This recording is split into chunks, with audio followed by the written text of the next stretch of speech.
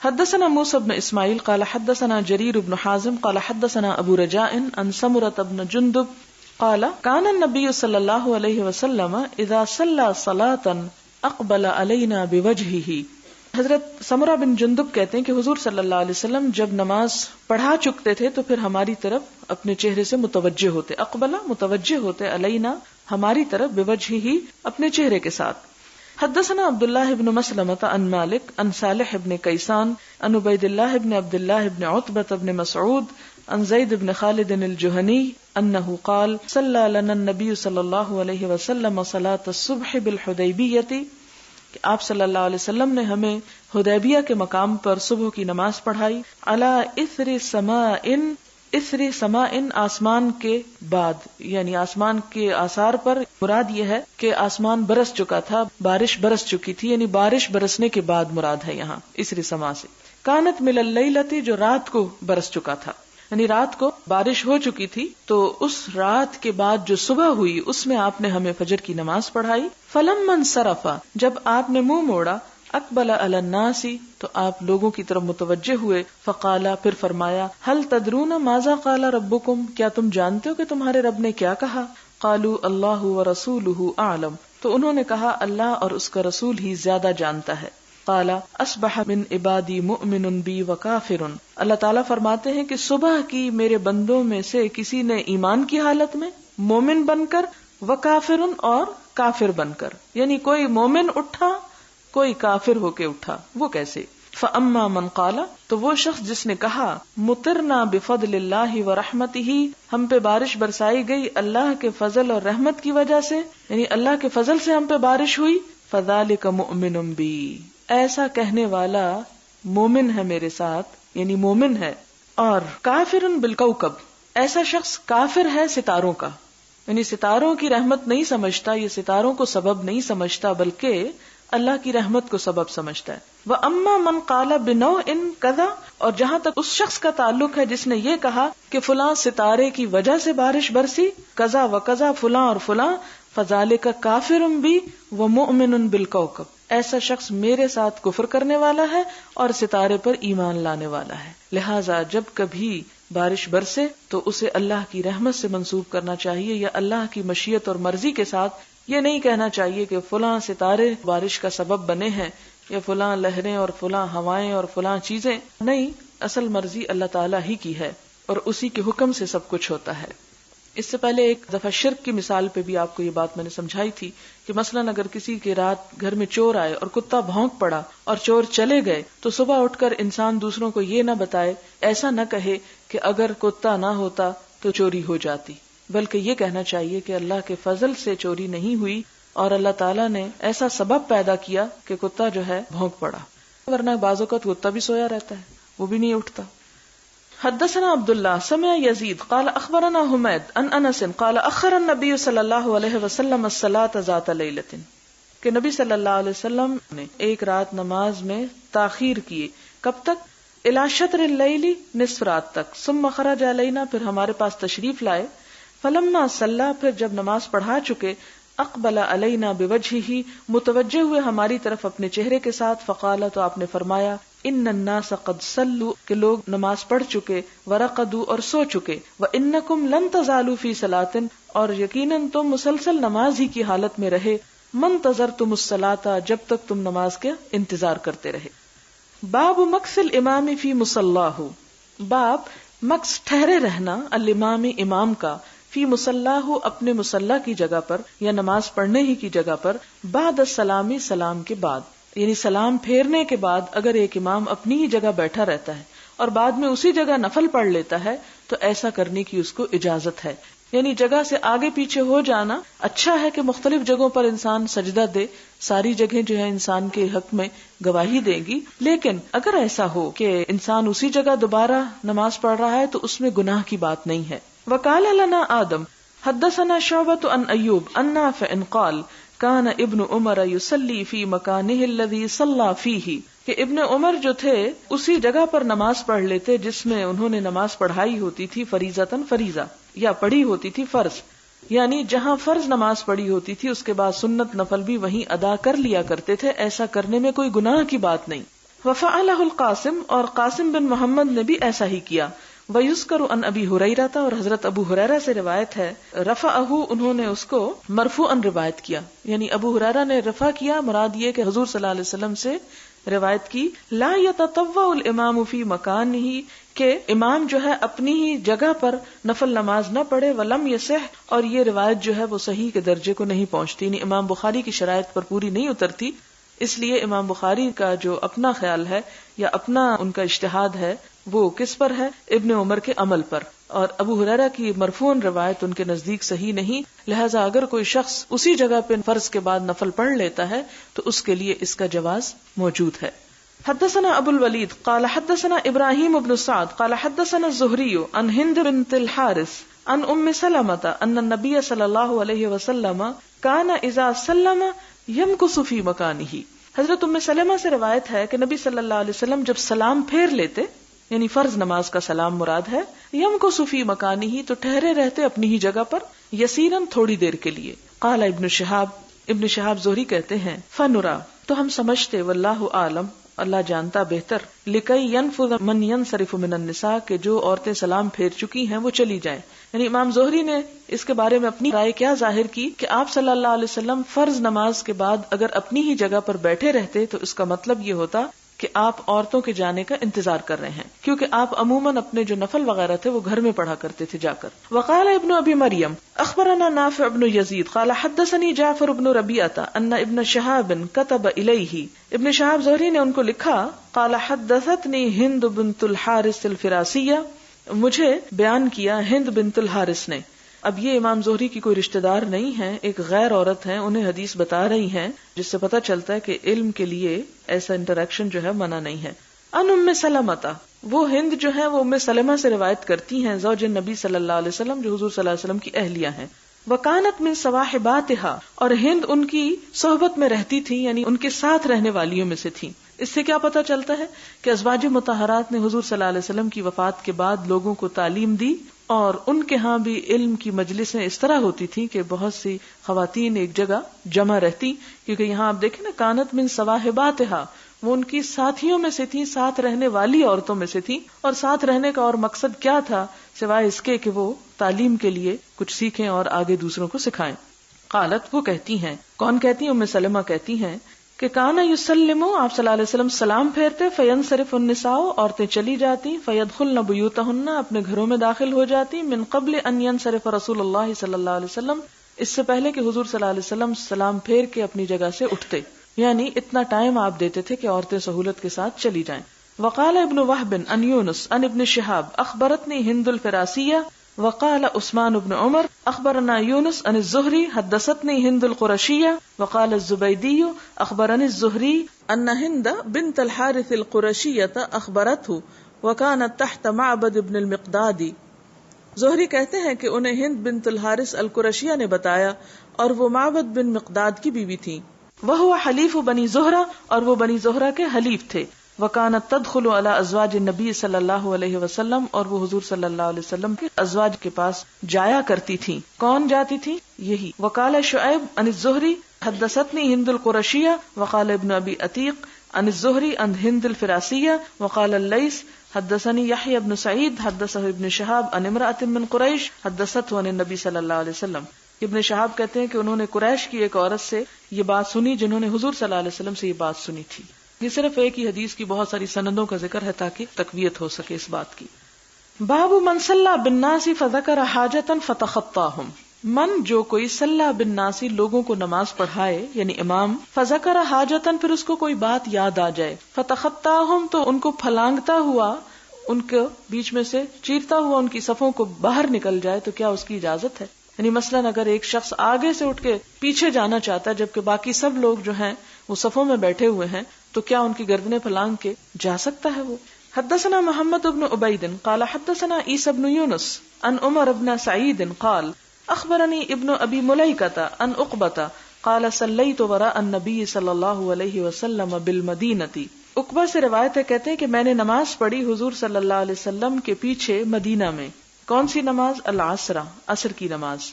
فسلم تو انہوں نے سلام پھیرا، فقام مسرعا تو وہ اٹھے جلدی سے، یعنی جلدی کرتے ہوئے اٹھ گئے، فتخطى رقاب الناس تو لوگوں کی گردنیں پھلانگتے ہوئے چلے گئے، کہاں گئے؟ الی بعض حجر نسائہ اپنی کسی بیوی کے کمرے کی طرف، یعنی اپنے ازواج مطہرات میں سے کسی ایک کے گھر پہ گئے۔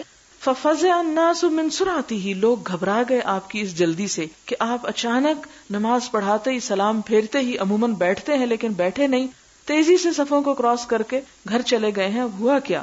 فخرج علیہم تو آپ صلی اللہ علیہ وسلم دوبارہ ان پہ نکل آئے، واپس آ گئے۔ فرآ انہم قد عجبوا من سرعته تو آپ صلی اللہ علیہ وسلم نے ملاحظہ فرمایا کہ لوگ آپ کی اس جلدی سے گھبرا گئے ہیں۔ فقال تو آپ نے ان کو جواب دیا۔ دیکھیں نا اب یہ فراست ہے آپ صلی اللہ علیہ وسلم کی کہ صرف لوگوں کے فیس ایکسپریشن سے جان لیتے ہیں کہ یہ کیا سوچ رہے ہیں، اس وقت یہ کیا محسوس کر رہے ہیں۔ فقال تو آپ نے فرمایا ذکرت شیئا مجھے ایک چیز یاد آ گئی تھی، وہ چیز کیا تھی؟ من تبرن ایک سونے کی ڈلی تھی، اندنا ہمارے پاس، فکرہت تو مجھے ناپسند ہوا، ان یحبسنی کہ یہ مجھے روک لے، فامرت بقسمتہ تو میں نے اسے تقسیم کرنے کا حکم دیا، یعنی یہ ڈلی تقسیم ہونے سے رک جائے، اس چیز کو میں نے ناپسند کیا۔ اس سے کیا پتہ چلتا ہے کہ نماز کے بعد امام کا رکے رہنا واجب یا لازم نہیں، کیونکہ آپ صلی اللہ علیہ وسلم رکتے تھے اور صحابہ کرام کہتے ہیں ہمارا خیال ہے اس لیے رکتے تھے کہ عورتیں چلی جائیں، اور ایک دفعہ آپ نے اس کے خلاف عمل کیا کہ رکے نہیں، سلام پھیرتے ہی گھر میں چلے گئے اور جا کے وہ ڈلی نکال لائے۔ تو اس سے کیا پتہ چلتا ہے کہ یہ رکنا جو ہے اس کی بھی اجازت ہے، اور اگر کوئی اٹھ کے جانا چاہے فوراً تو اس کی بھی اجازت ہے۔ اور ایک اور بات یہ پتہ چلتی ہے کہ نماز میں اگر کوئی خیال آ جائے، یعنی سوچنا اور بات ہے لیکن آ جانا کہ فلاں چیز ایسے رہ گئی، اس سے نماز ٹوٹتی نہیں ہے، یعنی نماز ہو جاتی ہے۔ انسان ہے نا، تو انسان کے دل میں بہت سے خیالات آ جاتے ہیں، تو ان خیالات کے آنے سے نماز ٹوٹتی نہیں، ہو جاتی، لیکن ظاہر ہے کہ خشوع و خضوع کے خلاف ہے، اس لیے کوشش کرنی چاہیے ہمیں کہ ان خیالات کو ہم دور کرتے رہیں۔ دوسرا کیا پتہ چلتا ہے کہ آپ صلی اللہ علیہ وسلم کا فقر جو تھا وہ اختیاری تھا۔ آپ کے پاس اگر مال ہوتا بھی جو آپ کی اپنی ذاتی ملکیت تھا تو آپ اسے روک کر نہیں رکھتے تھے، بلکہ فوراً ہی لوگوں کو دے دیتے، اس کو پہنچا دیتے، یعنی تقسیم کر دیا کرتے تھے۔ یہ ایک پسندیدہ عمل ہے، اگر ہمیں بھی توفیق ہو تو کوشش کرنی چاہیے کہ ہم فالتو چیزیں تو کم از کم گھر سے ضروری نکال دیں۔ فالتو سے مراد یہ ہے کہ مثلاً کپڑے ہیں آؤٹ آف فیشن ہو گئے، پڑے ہیں، یہ سوچتے ہیں اچھا کبھی شاید دوبارہ چھوٹوں کا فیشن آ جائے پھر پہن لیں گے، اور اس آس میں ان کو لٹکائے رکھتے ہیں، الماریاں بھرے رکھتے ہیں۔ اسی طرح اور بھی بہت ساری چیزیں کہ اینٹیکس ہو جائیں گی تو وہ اینٹیکس سب جنت میں پہنچا دیں، وہاں جا کے دیکھ لیں۔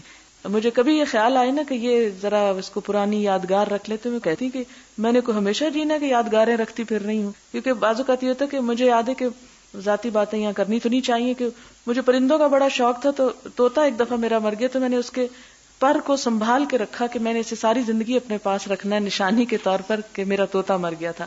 تو اب یہ ہے کہ جب تھوڑا انسان عقل آتی ہے اور سمجھ آتی ہے تو سوچتا ہے کہ طوطا مر گیا تو میں نے بھی مر جانا ہے، یہ کس کے لیے رکھا ہوا ہے؟ تو ایسی چیزوں کی خواہ ایک ہرس کر کے انسان چیزیں جمع کرتا رہتا ہے۔ تو اگر انسان بوقت ضرورت ان کو نکالتا رہے تو ایک اینول صفائی آپ رمضان میں ضرور کیا کریں، اور رمضان میں چونکہ ویسے بھی چیزیں نکالنے کا ثواب ہوتا ہے تو اس وقت ایک الماریوں کا چکر اور ایک جوتے وغیرہ، کپڑے اور آگے پیچھے کچن میں ہر طرف کچھ نہ کچھ دیکھا کریں، شاید کچھ ایسی چیزیں ہوں جو آپ نے کئی سالوں سے صرف دل کی تسلی کے لیے جوڑ کے رکھی ہوئی ہوں، تو ان کو تھوڑا سا جدائی کا رخ دیں۔ اور اگر یہ خیال آئے کہ یہ تو میں نے یادگار رکھی ہوئی ہے تو یادگاریں سب آگے پہنچا دیں، تاکہ جہاں آپ کو ہمیشہ رہنا ہے وہاں جا کے یادگاریں دیکھتے رہیں، کیونکہ جو چیز ہمارے دل کو اس سے بڑی محبت ہوتی ہے اسے جب ہم نکالتے ہیں تو اس کا عوض بہترین اور خوبصورت انداز میں اللہ تعالیٰ کہیں اور عطا کریں۔ اس کا یہ مطلب نہیں کہ انسان اپنی ضرورت کی چیزیں بھی سب نکال دے کہ میں بس فقیر ہی اچھا۔ بات یہ ہے کہ حضور صلی اللہ علیہ وسلم کا چونکہ ورثہ تقسیم ہو ہی نہیں سکتا تھا، انبیاء کو تو اجازت ہی نہیں تھی کہ وہ درہم و دینار ورثے میں چھوڑیں، اور آپ نے خود بھی فرمایا کہ انا لا نورث ما ترکنا صدقہ، جو ہم چھوڑتے ہیں وہ صدقہ ہی ہوتا ہے۔ تو بجائے اس کے کہ آپ کے بعد وہ صدقہ کیا جاتا، آپ نے اپنی زندگی میں ہی ہر چیز صدقہ کر ڈالی۔ لیکن عام لوگوں کے لیے کیا حکم ہے کہ جب وہ کچھ دینا چاہیں تو اس میں اپنے بچوں کے لیے، اپنے ورثاء کے لیے بھی کچھ نہ کچھ چھوڑ دیں، کیونکہ ایک اور حدیث میں آتا ہے کہ بجائے اس کے کہ بچے دوسروں کے آگے ہاتھ پھیلائیں یا دوسروں کے محتاج ہو جائیں، اس کی نسبت یہ بہتر ہے کہ انسان اپنے بچوں کی ضرورت کے لیے کچھ نہ کچھ چھوڑ دے۔ اسی لیے 1/3 سے زیادہ وصیت کی اجازت نہیں دی گئی اپنے مال میں، لیکن اپنی زندگی میں اگر ایک انسان سمجھتا ہے کہ میرے بچے بھی نہیں ہیں اور بھی کوئی ایسا میرا رشتہ دار ضرورت مند نہیں، تو بجائے اس کے کہ وہ جمع کرتا رہے وہ اپنی زندگی میں ہی نکال دے۔ کیونکہ وہ چیز جو انسان اپنے ہاتھ سے دیتا، اپنی خوشی سے دیتا، وہ کہیں زیادہ بہتر ہے بنسبت اس کے کہ اس کے مرنے کے بعد تو پھر وہ دوسروں کو ملنی ہی ہے، وہ کچھ غریبوں کو بھی مل جائے گی، کچھ رشتہ داروں کو بھی مل جائے گی، اس کا وہ ثواب نہیں اس صدقے کا جو مرنے کے بعد ہوتا ہے. جیسے آپ دیکھیں کہ ہم عموماً اپنی زندگی میں قرآن نہیں پڑھتے، جب کوئی مر جاتا ہے تو ساری مخلوق اکٹھی ہو کے اس کے لیے قرآن پڑھنا شروع کر دیتی. حالانکہ ہونا کیا چاہیے، قرآن اس کا فائدہ جو ہم خود زندگی میں پڑھ جائیں گے، بجائے اس کے کہ دوسرے ہمیں پڑھ کے دیں، پتہ نہیں کیا کریں کیا نہ کریں. جتنا اچھا آپ اپنے لیے پڑھ سکتے ہیں کوئی اور تو نہیں پڑھ سکتا آپ کے لیے. پھر اسی طرح آپ دیکھتے ہیں کہ زندگی میں تو ہم بہت سے کام جب کرتے ہیں تو ہم کہتے ہیں نہیں میں خود کروں گا، مجھے کسی کا کروایا پسند نہیں آتا. لیکن دین کے معاملے میں ہم کیا کرتے ہیں کہ کوئی اور ہی ہمارے لیے کر دے، کوئی اتنی امپورٹنس جو نہیں ہمارے دل میں اس کی.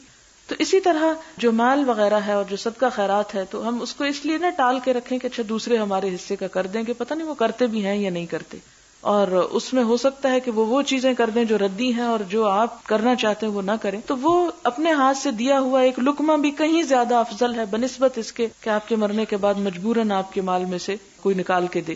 پھر اسی طرح یہ ہوتا ہے کہ ہمارے ہاں یہ رواج ہے کہ ہم خود تو کم ہی صدقے خیرات کی طرف، حتیٰ کہ زکوٰۃ بھی نکالتے ڈرتے ہیں، کیونکہ بہت سے لوگ ایسے مسئلے پوچھتے رہتے ہیں کہ کسی طرح زکوٰۃ ٹل جائے. وہ کہتے ہیں جی بچوں کے نام کر دیں، کچھ اور ہیلے بہانے کہ جس سے زکوٰۃ نہ نکالنی پڑے. حالانکہ آپ دیکھیں کہ حضور صلی اللہ علیہ وسلم نے قسم کھا کے یہ بات فرمائی کہ صدقہ کرنے سے مال کم نہیں ہوتا، یہ بھول جاؤ کہ اس سے تمہاری کمی آ جائے، جو تمہاری قسمت میں ہے آپ ادھر سے نکالو گے ادھر سے اور پہنچ جائے گا، وہ خود بخود اللہ تعالیٰ اس کا راستہ کھول دے گا. اور مرتا بھی نہیں انسان جب تک کہ اپنے حصے کا کھا نہیں چکتا. ہاں یہ ہے کہ اگر اس نے ابتدائی زندگی میں ضرورت سے زیادہ کھا لیا تو پھر پچھلی زندگی میں خود بخود کٹ لگ جاتے ہیں، اور پھر بھی انسان اتنا ہی کھا سکتا ہے جو اس کی قسمت میں. تو اس لیے دونوں چیزیں ٹھیک ہیں کہ شروع سے انسان اعتدال سے کھائے تاکہ آخر تک کھاتا رہے، نہ کہ ہر چیز پہ پابندی لگ جائے. پھر تو اسی طرح عموماً ہم خود صدقہ نہیں کرتے، لیکن جب کوئی مر جاتا ہے تو پھر آپ دیکھیں ہم دیگیں پکا پکا کے بانٹتے ہیں. زندگی میں نوکر بھوکے رہتے ہیں، ان کو کھانے کو نہیں دیتے، مرنے کے بعد کچھ اور کر رہے ہیں. تو یہ ہمارے معاشرے میں اس قسم کے سٹینڈرڈز آ گئے ہیں، ایسی چیزیں پیدا ہو گئی ہیں کہ جس نے ہمیں حقیقی ضرورتوں کو پورا کرنے سے اپنی بھی اور دوسروں کی بہت دور کر دیا ہے. تو ان سٹائلز کو اور ان طریقوں کو بدلنے کی ضرورت ہے. اور آپ دیکھتے ہیں کہ بعض اوقات آپ کی زندگی میں بہت فقر نظر آتا ہے اور بڑی تکلیف بھی بعض اوقات ہوتی ہے کہ اچھا آپ کے پاس یہ نہیں تھا، اور اپنی سب چیزیں پھر بری بھی لگنے لگتی ہیں کہ ہم کن چیزوں میں پھنسے ہوئے ہیں، ہمارے حبیب محمد صلی اللہ علیہ وسلم کے پاس تو نہیں تھا اور ہم یہ کیوں رکھ کے بیٹھے ہوئے ہیں. لیکن یہ ہے کہ آپ صلی اللہ علیہ وسلم کے سامنے یہ آفر کی گئی کہ آپ چاہیں تو آپ کے لیے فلاں اور فلاں پہاڑ جو ہے وہ سونے کا کر دیا جائے، لیکن آپ نے اپنے لیے فقر کو اختیار کیا کہ میری امت میں ایسے بھی بہت سے ہوں گے کہ جن کے پاس نہیں ہوگا تو وہ یہ سوچیں گے کہ ہمارا نبی تو بہت امیر تھا، اس لیے اس کے لیے تو بڑی سہولت تھی کہ وہ یہ اور یہ کام کر لیتے، چونکہ ہمارے پاس تو وہ سب کچھ ہے نہیں، اس لیے ہمیں تو وقت ہی نہیں کہ ہم اپنے کھانے پینے کے لیے کمائی کرنے سے کچھ وقت ملے تو ہم نماز وغیرہ پڑھیں. جیسے بہت سے لوگ کہتے ہیں جی پیٹ بھرے تو نماز پڑھیں، تو نہیں بھرتا تو اس لیے ہم کام کرتے رہتے نماز نہیں پڑھ سکتے. تو اس میں ہمیں یہ بات نظر آتی ہے کہ آپ صلی اللہ علیہ وسلم کے سامنے دنیا آنے کے باوجود آپ نے اپنے لیے دوسری چیز کو زیادہ پسند کیا اور دنیا کو حت الوسع تقسیم کر دیا. لیکن وہ آپ کا خاص عمل تھا، ہمارے اور اس میں فرق ہوگا، یہ پھر یاد رکھیے.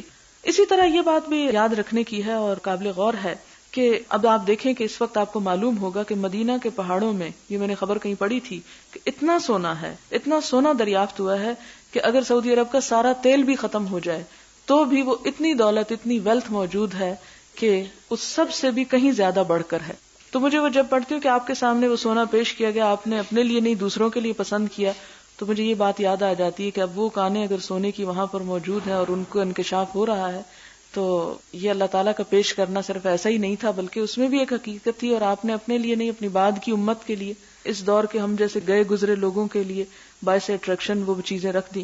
لیکن بہرحال جس کے دل میں یہ ہو کہ میرا اصلی گھر وہ ہے، پھر اس کی خود بخود دلچسپی اس گھر سے کم ہو جاتی ہے اور اس گھر سے بڑھنے لگتی ہے. اور یہی کسی انسان کی عقل مندی کی نشانی ہے، عقل مند ہونے کی، کہ جس گھر میں ہمیشہ رہنا ہے اس کے سجانے کی فکر وہ زیادہ کرنے لگتا ہے بنسبت ہر چیز اس گھر کے لیے. یعنی ضروریات تو یہاں بھی پوری کی جائیں گی، لیکن وہ ایک ایسا ہوتا ہے نا کہ العفو، یعنی ضرورت سے زائد بیکار چیزیں جمع کرنے کا شوق وہ پھر ذرا کم ہو جاتا ہے.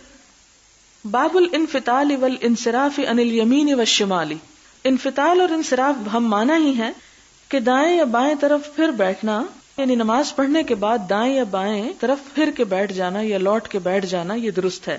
یعنی ایک تو یہ ہے کہ بالکل دوسری اپوزٹ ڈائریکشن پہ منہ کر لیا جائے، یا یہ ہے کہ دائیں یا بائیں منہ موڑ لیا جائے. وکانا انس بن مالک ینفتل عن یمینہ وعن یسارہ، کہ انس بن مالک جو تھے دائیں یا بائیں دونوں طرف منہ کر لیتے تھے. ویعیب علی من یتوخی، اور اس کو عیب لگاتے تھے جو اختیاری طور پر ایک طرف منہ کر کے بیٹھے. او من یعمد الانفتال عن یمینہ، جو صرف دائیں ہی طرف مڑے. یعنی توخی کا مطلب ہوتا ہے سوچ سمجھ کر کوئی چیز اختیار کرنا، قصد کرنا. یعنی اگر کوئی شخص ارادتاً صرف دائیں طرف منہ کرتا ہے تو یہ بات درست نہیں ہے. نماز کے بعد دائیں طرف منہ موڑ کے بیٹھ جانا یا بائیں طرف موڑنا دونوں کی اجازت ہے، کیونکہ نماز تو ہو چکی. اب آپ دیکھیں کہ خصوصاً مسجد میں جب آپ نماز پڑھنے کے لیے جاتے ہیں تو بعض اوقات آپ کے دائیں طرف کوئی آپ کی دوست ہوتی ہے، آپ نماز کے بعد اس سے کوئی ضروری بات کرنا ہوتا ہے، آپ ادھر منہ اس کی طرف کر لیتے. بعض اوقات وہ بائیں طرف ہے تو آپ کہ نہیں، اب یہ چونکہ بائیں بیٹھی ہے اس لیے جتنا بھی ضروری کام ہے ادھر تو اجازت نہیں. دین میں ایسی سختی نہیں ہے، دونوں طرف برابر ہے اور کسی بھی طرف منہ موڑا جا سکتا ہے. یعنی کہ اس سے کیا پتہ چلتا ہے کہ ایسی اپنے اوپر پابندیاں اور سختیاں عائد کرنا جس کا دین میں کوئی جواز نہیں، یہ دین کو اپنے لیے پھر مصیبت بنانے والی بات ہے. حدثنا ابو الولید قال اخبرنا شعبہ عن سلیمان عن عمارة بن عمیر عن الاسود قال قال عبداللہ کہتے ہیں عبداللہ بن مسعود، لا یجل احدکم للشیطان شیئا من صلاتہ، کہ نہ کرے تم میں سے کوئی ایک شیطان کے لیے کوئی حصہ اپنی نماز میں سے. یرا ان حقا علیہ، کہ وہ دیکھے کہ اس پر لازم ہے اللہ ینصرف الا عن یمینہ، کہ وہ صرف دائیں طرف ہی مڑے. یعنی ایسا کرنا ایک شیطانی سوچ ہے. لقد رأیت النبی صلی اللہ علیہ وسلم، میں نے نبی صلی اللہ علیہ وسلم کو دیکھا کثیرا بہت سے اوقات میں، ینصرف عن یسارہ، کہ وہ بائیں طرف سے ہو کے بیٹھتے تھے. یعنی اس سے کیا پتہ چلتا ہے کہ مثلاً پیچھے بھی جب مڑنا ہو آپ کو، مثلاً صرف دائیں نہیں منہ کر رہے یا بائیں نہیں کر رہے، بلکہ جیسے آپ نے پیچھے حدیث میں پڑھا کہ آپ صلی اللہ علیہ وسلم نماز پڑھانے کے بعد آگے ہی نہیں دیکھتے رہتے تھے، منہ موڑ کے مقتدیوں کی طرف پھیر لیتے تھے. تو اس موڑنے کے دوران ضروری نہیں کہ رائٹ سائڈ سے ہی ٹرن لے، لیفٹ سائڈ سے بھی ٹرن لیا جا سکتا ہے. مجھے یاد ہے کچھ دن پہلے ہمارے گھر کوئی خاتون آئی تو ہماری بچیوں نے چائے پیش کی، چینی ڈال کے تو وہ چمچ پھیرنے لگی. معلوم نہیں اس نے اس طرح پھیرا یا اس طرح، مجھے یاد نہیں. تو انہوں نے ٹوکا اس کو کہ تم چائے میں چمچ اس طرف سے پھیرو. تو یہ اس طرح کی چیزیں اپنے اوپر پابندی کر لینا اور سختی کر لینا کہ چمچ گھمانے میں ہم یہ سوچنے بیٹھ جائیں کہ ادھر سے پھیرنی ہے ادھر سے، یہ سختی اسلام نے نہیں کی. جب نماز کے بعد گھومتے وقت دائیں یا بائیں کی کوئی قید نہیں تو چمچے گھمانے میں کیا قید ہے؟ اس وقت یہ سختیاں آتی ہیں جب دین ہم عقل پہ لے آتے ہیں. تو یہ چیزیں پھر شدت اور ایسی سختی پیدا کر دیتی کہ لوگ دین سے بھاگ جاتے ہیں. اب یہی چیز اگر کسی ایسے شخص کو ٹوکا جائے کہ جس کو ویسے ہی دین نہیں پتا تو وہ تو ڈر جائے گا دین سے کہ اچھا دین یہ ہے جو مجھے چمچ بھی آسانی سے نہیں گھمانے دیتا. اور ایک چیز مستحب ہے، مثلا کوئی بھی کام دائیں طرف سے شروع کرنا مستحب ہے، پسندیدہ ہے. لیکن اگر کسی مجبوری کی وجہ سے یا بھول گیا انسان اور دائیں کی بجائے بائیں سے شروع کر بیٹھا تو اس میں ایسی ریجیڈیٹی جو ہے وہ ناپسندیدہ ہے. ٹھیک ہے آپ ایک افضل چیز کو اختیار کریں لیکن بہت تکلف اس چیز کو اختیار نہ کریں. باب ما جاء فی الثوم النی، کچا تھوم کھانے کے بارے میں. نئی کہتے ہیں کچا. والبصل، اور پیاز. والکراث، یہ پیاز ہی کی طرح سے ایک ہوتا ہے سبزی جس کو اردو میں تو گندنا کہتے ہیں. کسی نے کہا کہ یہ ساگ کی قسم ہے یا ہو سکتا ہے کہ وہ لیک ہو، میں کچھ کہہ نہیں سکتی، لیکن بہرحال اس کی بھی اسمیل ہوتی ہے اور اس کو کچا کھا کے مسجد میں آنے سے منع کیا گیا ہے. وقول النبی صلی اللہ علیہ وسلم من اکل الثوم او البصل من الجوع، جس نے تھوم اور پیاز بھوک کے مارے کھا لیا. اب بھی بہت سے غریب بیچارے پیاز کے ساتھ روٹی لگا کے کھا لیتے ہیں. او غیر ہی، یا اس کے علاوہ، یعنی ویسے ہی کھا لیا. فلا یقربن مسجدنا، تو ہماری مسجد کے پاس نہ آئے. یعنی کچا پیاز اور تھوم کھا کے مسجد میں کوئی نہ آئے. کیوں؟ اس لیے کہ منہ سے ایسی اسمیل آتی ہے جس سے فرشتوں کو بھی اذیت ہوتی ہے اور نمازیوں کو بھی اذیت ہوتی. اس سے آپ دیکھیں کہ اجتماعی عبادت اور اللہ کا نام جس محفل میں لیا جائے وہاں پر پاک صاف ہونا، اور اس میں نہ صرف یہ کہ منہ کے اندر سے اسمیل نہیں آنی چاہیے بلکہ کپڑوں سے بھی اسمیل نہیں آنی چاہیے. کیونکہ بعض لوگ جب پیاز وغیرہ کچا کھاتے ہیں تو ان کے پسینے میں بھی بہت شدید اسٹرانگ قسم کی بو آ جاتی ہے جس سے دوسروں کو اذیت ہوتی ہے. اور ایسی محفلوں میں جہاں فرشتے ہوتے ہیں، فرشتے رہ نہیں سکتے وہاں، اور اس سے بے برکتی ہو جاتی ہے، اور جو لوگ پاس بیٹھے ہوتے ہیں ان کے لیے بھی بڑی اذیت ہوتی. بعض اوقات لوگ شادیوں کے کپڑے بہت ہیوی بنوا کے ان کو گرمیوں سردیوں کی شادیوں پہ پہن کے بغیر دھوئے رکھے چلے جاتے ہیں. اس صورت میں بھی بڑا تکلیف دہ ہو جاتا ہے کیونکہ وہ بھی ایک بڑی گیدرنگز ہوتی ہیں. تو بجائے اس کے کہ ہم بہت اوپر اتنا کچھ لگوا لیں کہ پھر اس کو دھونا اور وہ سب مصیبت ہو جائے، تو ذرا ہلکا ہی ہاتھ رکھیں کہ طہارت اور صفائی اور پاکیزگی جو ہے اس کا بھی اہتمام ہو. کیونکہ اصل حسن جو ہے وہ انسان کے اپنے اندر ہوتا ہے. لباس تو ایک مصنوعی چیز ہے، ٹھیک ہے اس کا اہتمام لیکن حدود کے اندر رہ کے کرنا چاہیے.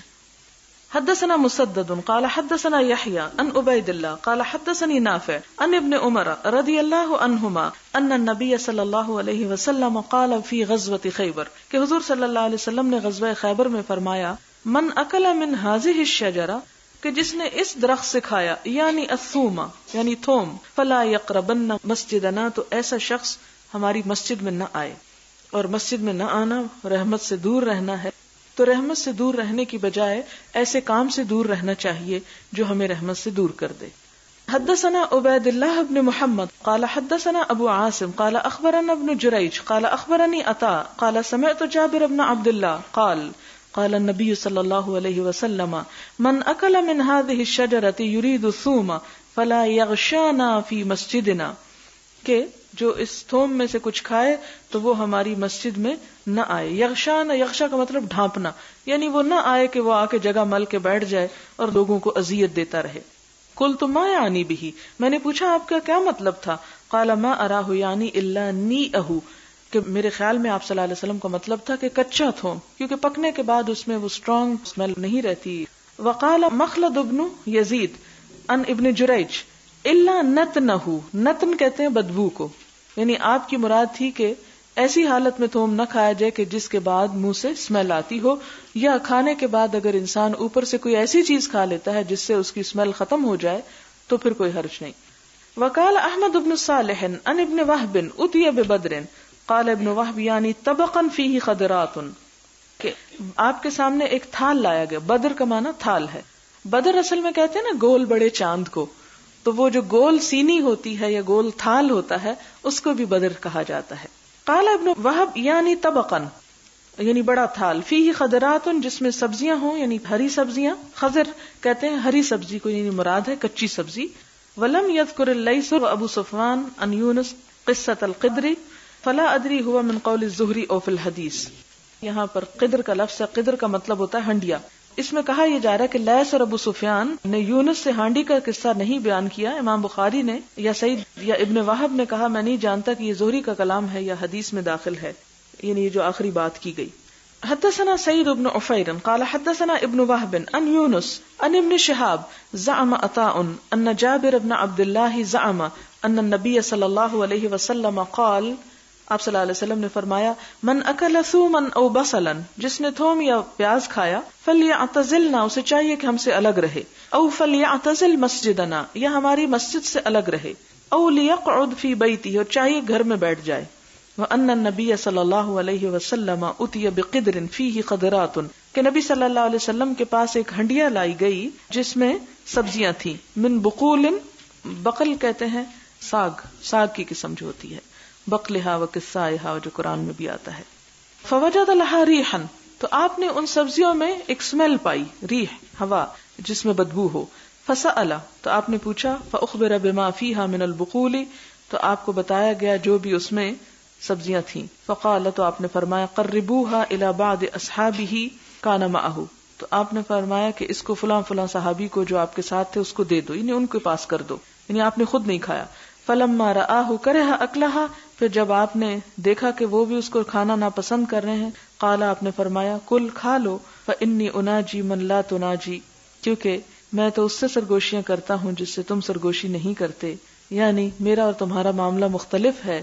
یہاں یہ واضح نہیں کیا گیا تو اس لیے بعض نے کہا کہ فرشتے بھی مراد ہو سکتے ہیں، اور فرشتے اس جگہ پر نہیں آتے جہاں پر ایسی کوئی چیز ہو، تو اس لیے آپ صلی اللہ علیہ وسلم نے فرمایا کہ میں فرشتوں سے بات کرتا ہوں، یعنی سرگوشی کرتا ہوں، تو اس لیے مجھے ایسی چیزیں کھانا منع ہے، تم لوگ اس کو کھا سکتے ہو.